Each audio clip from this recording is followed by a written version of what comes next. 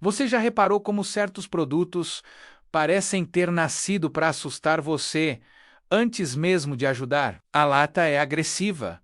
O aviso ocupa metade do rótulo. O cheiro entra no ambiente como uma ameaça.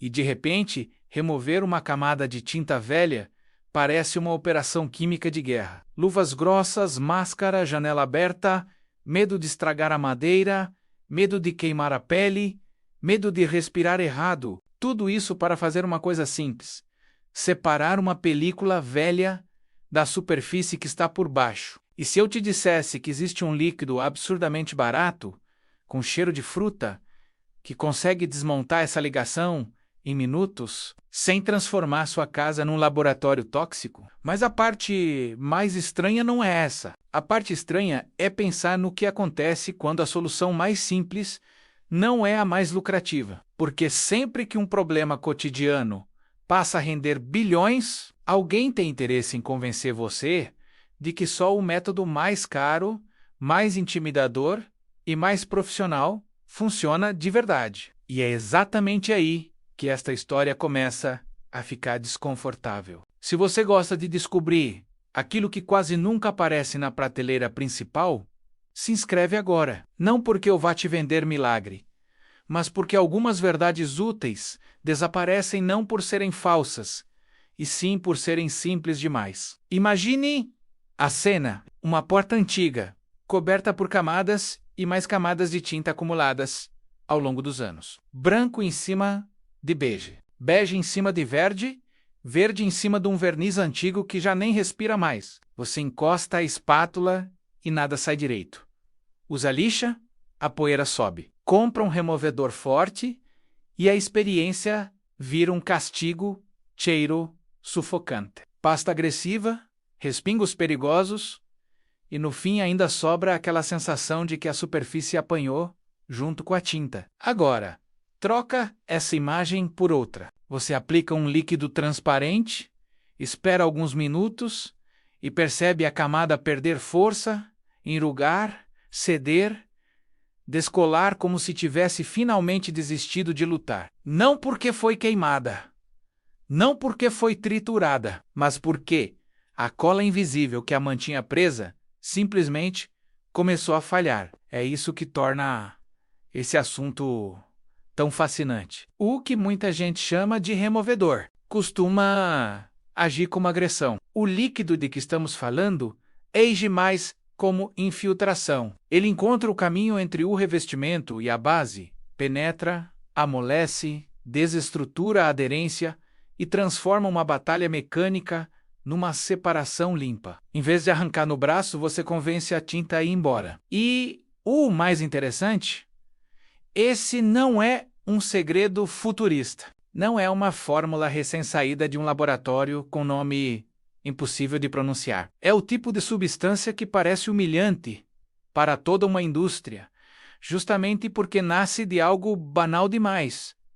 Casca de cítrico, o cheiro que muita gente associa à limpeza, cozinha, frescor, só que, concentrado da forma certa, esse composto deixa de ser perfume e vira ferramenta. Durante muito tempo, a narrativa foi quase sempre a mesma. Se funciona de verdade, precisa ser perigoso. Se não exige sofrimento, provavelmente não presta. Se não arde, não dissolve. Se não intoxica o ambiente, não deve ser forte o suficiente. Essa lógica entrou tão fundo na cabeça das pessoas que muita gente mede a eficácia de um produto pelo nível de ameaça que ele transmite. Quanto mais agressivo parece, mais profissional ele soa. É uma psicologia poderosa e muito conveniente. Porque quando você convence o mercado de que eficiência precisa vir acompanhada de risco, você não vende só o produto. Você vende o kit inteiro. De medo, vende a máscara, vende a luva, vende o cuidado especial, vende o descarte complicado, vende a ideia de que só os iniciados sabem usar. O trabalho deixa de ser uma tarefa doméstica e passa a parecer um ritual técnico reservado a quem aceita pagar mais caro por tudo que o cerca. Só que a realidade é mais elegante do que isso. Tinta, verniz, cola, gordura pesada. Todos esses materiais dependem de ligação molecular, de compatibilidade, de estrutura. Quando um solvente certo entra em cena, ele não precisa atacar com violência. Ele precisa conversar com a matéria na linguagem dela, e alguns compostos de origem cítrica fazem isso de uma forma surpreendente. Eles conseguem penetrar em certas resinas, amolecer cadeias orgânicas, reduzir a coesão da película e enfraquecer a aderência sem massacrar a base por baixo. É por isso que a experiência parece quase mágica, para quem só conheceu removedores brutais. Agora, eu preciso te dizer uma coisa importante. Não estamos falando de fantasia da internet. Não é aquela promessa ridícula de remove qualquer coisa de qualquer lugar sem esforço nenhum. Não existe milagre universal. O que existe é uma substância real, acessível e poderosa, que funciona muito melhor do que o público médio imagina, quando usada no contexto certo. Em muitas tintas a óleo, vernizes, adesivos e resíduos antigos, o desempenho pode ser impressionante. Em alguns sistemas modernos, mais duros ou bicomponentes, o tempo pode aumentar, a aplicação pode exigir reforço e o resultado pode variar. Mas mesmo com essa honestidade, a pergunta continua em pé. Por que tanta gente nunca ouviu falar dela como primeira opção? Porque o problema não é só técnico, é narrativo. Produtos não competem apenas por desempenho, eles competem por enquadramento. Quem domina a categoria, domina a percepção. Se um solvente aparece na sua cabeça como desengordurante cítrico, em vez de removedor poderoso, metade da batalha comercial já foi perdida antes mesmo do teste. Você talvez use para limpar fogão, tirar cola de etiqueta, remover piche do carro, mas dificilmente vai imaginar que ele pode encarar tinta antiga. A prateleira ensina mais do que o rótulo, e muitas vezes ensina exatamente o que interessa a quem paga por ela. O nome desse composto é delimoneno, e não, ele não soa familiar para a maioria das pessoas porque não foi transformado no herói da categoria. Ele circulou mais como coadjuvante simpático do que como protagonista ameaçador. Enquanto isso, fórmulas muito mais hostis ao corpo humano foram tratadas como sinônimo de serviço sério. O curioso é que o delimoneno não chega com estética de perigo, ele chega com cheiro de laranja. E talvez esse seja um dos motivos pelos quais tanta gente o subestima, só que química não liga para marketing. A molécula não se importa com o corredor da loja em que foi colocada. Ela faz o que foi feita para fazer. Quando está concentrada, quando a superfície é compatível e quando o tempo de contato é respeitado, ela pode desmontar camadas que pareciam condenar uma peça inteira ao lixo, à lixa brutal ou ao gasto desnecessário. Pensa no impacto disso fora da bancada. Um móvel herdado da família. Uma janela antiga de madeira maciça, escondida sob tinta mal aplicada. Ferragens cobertas de resíduos endurecidos. Azulejos manchados por cola-vela, detalhes arquitetônicos que foram sendo soterrados por pressa, reforma barata e material errado. Em muitos desses casos, o objetivo não é só tirar a tinta, o objetivo é recuperar o que estava vivo por baixo dela. E aí a diferença entre um removedor que só agride e um solvente que solta a película pode ser a diferença entre restaurar e destruir. É por isso que restauradores experientes vivem repetindo uma verdade pouco glamourosa. O valor não está apenas em remover rápido, mas em remover sem mutilar. Muita gente estraga madeira nobre tentando acelerar processo. Muita gente marca metal, levanta fibra, deixa resíduos, deforma detalhes, e quase sempre isso acontece porque entrou na tarefa com mentalidade de confronto, como se a superfície precisasse apanhar para ficar limpa. Não precisa. O de limoneno trabalha melhor quando você entende sua lógica. Ele não recompensa ansiedade. Ele recompensa a aplicação generosa, cobertura uniforme e tempo. Boc, espalha, deixa agir. Observa a camada perder resistência. E então, entra com a ferramenta certa, menos de preferência, algo que levante sem ferir.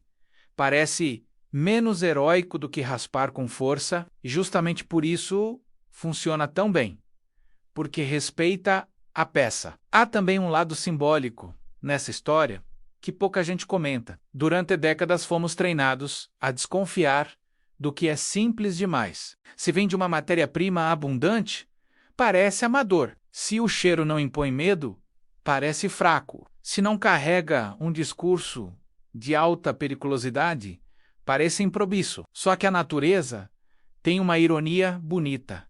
Às vezes ela resolve com elegância o que a indústria resolveu com arrogância. Isso não significa que tudo natural é automaticamente melhor. Esse romantismo também engana. Natural não é sinônimo de inocente. Concentração importa. Sensibilidade da pele importa. Ventilação continua sendo uma boa prática. Teste em área pequena continua sendo obrigatório.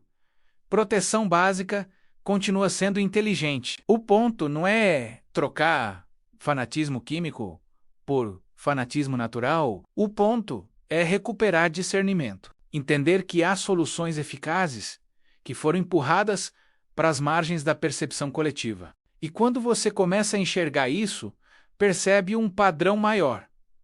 Não é apenas sobre tinta, é sobre quantas respostas úteis foram rebaixadas porque não sustentavam margens gordas, marcas dominantes ou ecossistemas de dependência. O consumidor moderno foi educado a associar dificuldade com legitimidade. Se é complicado, deve ser superior. Se reaparato, deve ser sério. Se parece acessível demais, provavelmente não é profissional. Essa lógica rende fortunas e quase nunca trabalha a seu favor. Agora, vamos ao que realmente importa para quem quer usar isso de forma inteligente. Se você for procurar esse composto, a primeira armadilha é a diluição. Muitos produtos com cheiro cítrico são apenas limpadores leves com pequena presença do ativo. Servem para gordura, etiqueta, sujeira, não servem com a mesma eficiência para desmontar camada de tinta mais resistente. O que faz diferença é a concentração. Quanto mais puro o ativo, mais próximo você chega daquele desempenho que parece segredo, escondido a céu aberto. A segunda armadilha é a expectativa errada. Tem gente que passa uma névoa fina, espera 3 minutos e conclui que não presta. Não é assim que esse jogo funciona. Camada antiga tinta, acumulada, e verniz endurecido pedem saturação. A superfície precisa ficar de fato molhada pelo produto. Em áreas verticais, às vezes a solução escorre, por isso algumas pessoas recorrem a espessantes compatíveis ou formulações em gel. O objetivo é simples: manter contato suficiente para a penetração acontecer. Depois vem o tempo. E aqui mora a parte que separa quem testa de quem entende. Enquanto o removedor agressivo vende a imagem de violência instantânea. O solvente inteligente opera por infiltração progressiva. Você está dando à molécula a chance de entrar, expandir a película, quebrar a coesão, enfraquecer a aderência. É por isso que, de repente, o que parecia duro começa a enrugar. Não é espetáculo visual, é estrutura cedendo. Na remoção, menos brutalidade. Significa melhor resultado. Espátula plástica, raspagem controlada, paciência. Se a camada saiu pela metade, muitas vezes, o erro não é a ferramenta, é o tempo de ação, é a cobertura, é a espessura da aplicação.